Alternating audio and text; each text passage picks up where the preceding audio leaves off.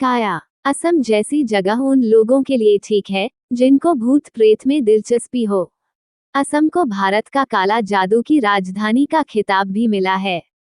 ऐसा कहा जाता है कि बहुत पहले दूर दूर से लोग यहाँ काला जादू सीखने आते थे।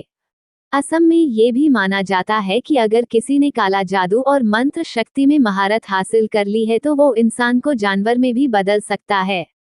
असम में नागांव नगौन नाम का एक छोटा सा गांव है। इस गांव में काले जादू की कोई सीमा नहीं। यहाँ जानवरों और पंछियों की बलि दी जाती है। सबसे ज्यादा हर अमावस की रात में शाम 6 से 9 बजे के बीच पंछियों की बलि दी जाती है। रात को तो जैसे इन मरे हुए पंछियों की बारिश होती है। बहादुर से बहादुर इंसान भी ये दृश्य देखकर डर जाए। वैज्ञानिक भी कभी इन चीजों का पता नहीं लगा पाए। ये वारदात कुछ 10 साल पहले की है। नागांव में अपने परिवार के साथ काया नामक लड़की रहती थी। वो 16 साल की स्कूल पढ़ने वाली युवती, जिसके बचपन से ही आकर्षित रूप की चर्चा गांव भर में थी। गांव के कई मर्द काया की सुंदरता को देख मोहित हो जाते। उसका जवान हुस्न, नीली आंखें और गोरा रंग देखकर मर्दों की बुरी नजर अक्सर उस पर रहती।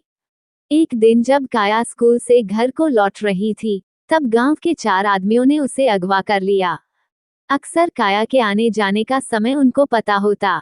वो 4 आदमी काया को एक छोटे से घर में ले गए और वहां 4 दिनों तक लगातार उसका रेप किया। 4 दिनों तक उन चारों ने काया को बहुत नोचा और उस पर अत्याचार भी किए। 5वें दिन तड़पते हुए काया ने दम तोड़ दिया। उन 4 आदमियों ने काया की लाश को उसी घर में जला दिया और उस घर को बंद कर दिया। गांव में किसी को पता भी नहीं चला इस दुर्घटना का। काया की लाश जलकर राख हो गई। अगले दिन काया की आत्मा एक भयानक रूप लेकर अपने कातिलों से बदला लेने गांव में आकर अपने उन 4 कातिलों को मार डालती है। इतने पर भी काया की आत्मा नहीं रुकती। वो गांव वालों को भी अपनी मौत का जिम्मेदार समझती थी, क्योंकि गांव में किसी ने भी उसके गुमशुदा होने पर कुछ नहीं किया। आधी रात को जैसे जोर से रोना और हंसना, बम्बू की लकड़ियों का कटकर गिरना, पायल की आवाज और घरों की छतों पर पत्थर फेंकना, ये सब काया की आत्मा का आतंक था। गांव वालों ने तांत्रिक को बुलाया और तांत्रिक ने उसी घर में जहां काया की मौत हुई थी, वहां जाकर मंत्र तंत्र फूके और काया की आत्मा को वश में किया। तांत्रिक ने एक अभिमंत्रित कील उस घर की एक दीवार पर ठोक दी, जिससे काया की आत्मा उस घर में कैद हो गई। तांत्रिक ने गांव में सबको इस शापित घर से दूर रहने की चेतावनी दी। काफी सालों तक काया के आतंक से गांव मुक्त रहा। फिर एक दिन 2 सैनिक फैसल और किशन अपनी आर्मी की ट्रेनिंग खत्म करके अपने घर वापस जा रहे थे।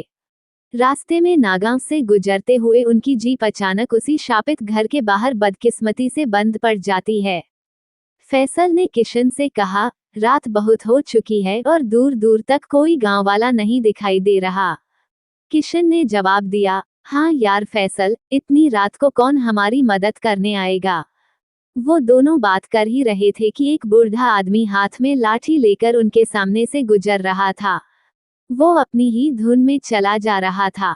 किशन ने उस बूढ़े आदमी को रोका और कहा, अरे चाचा, यहाँ कोई कार मैकेनिक मिलेगा।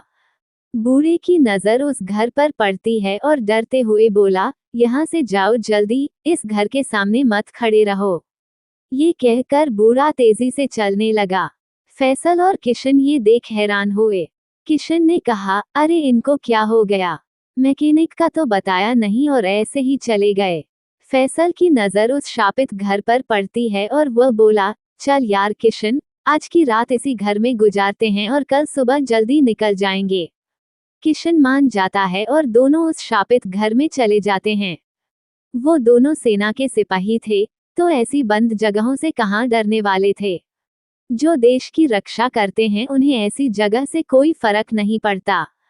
उनका मोबाइल नेटवर्क ना चलने से वो दोनों अपने घर वालों को खबर नहीं दे सके। फैसल अपना सामान का बैग गलती से उसी कील पर टांग देता है, जो तांत्रिक ने सालों पहले घर के अंदर ठोका था। बैग का वजन भारी था तो कील और फैसल का बैग दोनों ही जमीन पे गिर जाते हैं। फैसल इसको नजरअंदाज कर कील को एक तरफ फेंकता है और अपना भारी बैग एक जगह रख देता है। दोनों सो गए और 1 घंटे बाद एक लड़की की जोर से रोने की आवाजें आने लगी। किशन की नींद खुली और उसने देखा कि एक लड़की बहुत डरावने भूतिया रूप में उसके सामने खड़ी थी। फैसल की गलती से काया की आत्मा आजाद हो गई और अब वो किशन के सामने खड़ी थी। काया ने गुस्से से बोला, चले जाओ वरना तुम भी मरोगे। किशन, एक आर्मी सैनिक होने के नाते, नहीं डरा।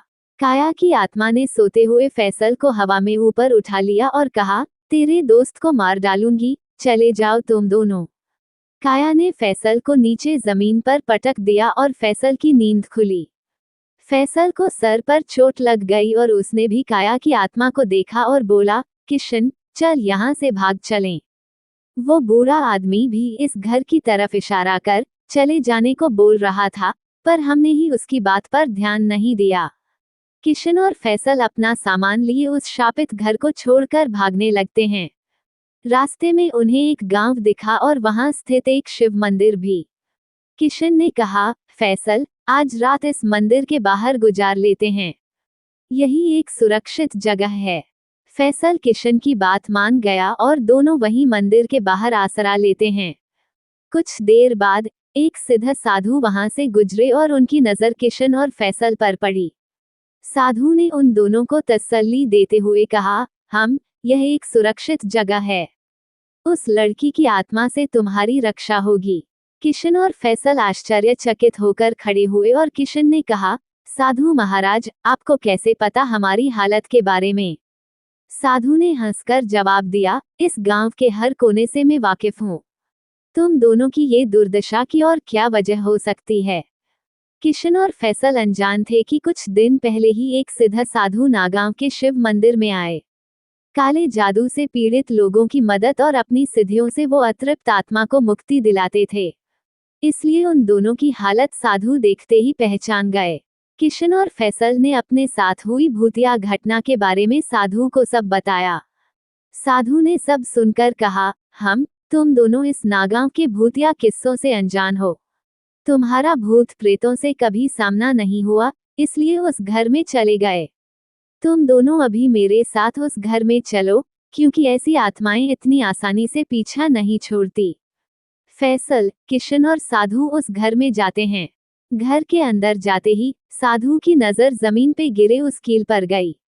उस कील को हाथ में लेकर साधु ने अपने दिव्य दृष्टि से कील और उस आत्मा का रहस्य पता लगाया। फैसल ने कहा, अरे, ये तो वही कील है जिस पर मैंने अपने भारी बैग टांगा था और वजन के कारण ही कील और बैग जमीन पर गिर गए। साधु ने कहा, यही तो गलत हुआ और वो आत्मा आजाद हो गई। इस कील ने उसे इस घर में बांध रखा था। यह एक शापित घर है और इस शापित घर में कैद आत्मा का नाम है काया। साधु ने उस शापित घर और काया की दर्दनाक कहानी किशन और फैसल को सुनाई। किशन और फैसल सुनकर बहुत दुखी हुए। किशन ने साधु से पूछा, तो अब क्या किया जाए साधु महाराज? साधु ने जवाब दिया, एक उपाय है। फैसल ने कहा, आप जो कहो साधु महाराज, अब तो हम भी उस लड़की की आत्मा को मुक्ति दिलाना चाहते हैं। साधु ने कहा, जब किसी इंसान के मरने के बाद अगर उसके अंतिम विधि या श्राद्ध के पूरे नियम ना किए हों तो उसकी आत्मा भटकती है और ये तो नाबालिग लड़की की आत्मा है। इससे पहले कि काया आतंक मचाए, उसके शरीर की राख और हड्डियां इसी घर में है, उन्हें ढूंढो और इस खाली कलश में डाल दो और यह गंगा जल भी उसकी राख पर छिड़ककर बंद कर देना। साधु ने खाली कलश किशन को दिया और गंगा जल वाला कलश फैसल को। किशन और फैसल अपने मोबाइल की टॉर्च लाइट चालू कर काया की राख ढूंढने लगे और दूसरी तरफ काया की आत्मा गांव में फिर से तबाही शुरू कर देती है।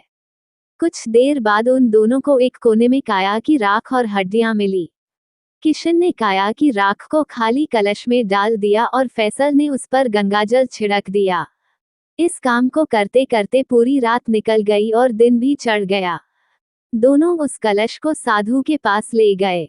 साधु ने कहा, अब हमें इन अस्थियों को जल में विसर्जित करना होगा, तभी काया की आत्मा को मुक्ति मिलेगी।